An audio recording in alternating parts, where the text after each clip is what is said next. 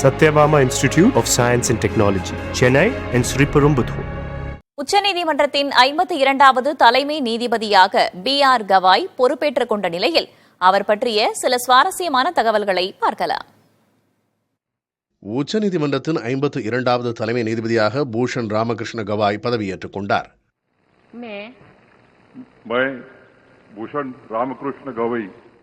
டெல்லியில் நடந்த பதவியேற்பு நிகழ்ச்சியில் அவருக்கு குடியரசுத் தலைவர் திரௌபதி முர்மு பதவி பிரமாணமும் ரகசிய காப்பு பிரமாணமும் செய்து வைத்தார்.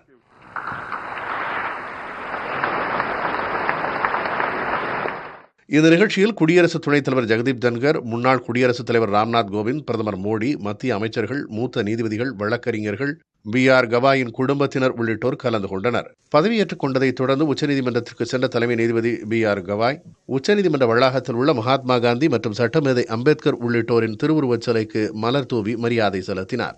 அப்போது அங்கு கூடியிருந்த மூத்த வழக்கறிஞர்கள் அவருக்கு வாழ்த்து தெரிவித்தனர்.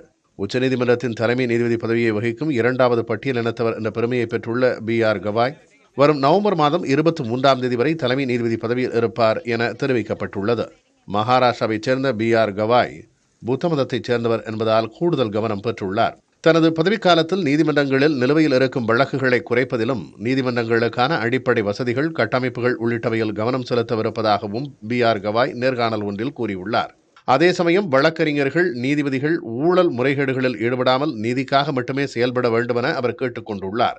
முன்னதாக அரசமைப்பு, அடிப்படை உரிமைகள் ஆகியவற்றின் அரணாக இருந்து சிறந்த தலைமை நீதிபதியாக கவாய் விளங்குவார் என்றும் உச்சநீதிமன்றத்தின் மாண்புகளை நிலைநாட்டுவார் என்ற நம்பிக்கை தனக்கு உள்ளதாகவும் முன்னாள் தலைமை நீதிபதி சஞ்சீவ் கண்ணா புகழாரம் சூட்டியுள்ளார்.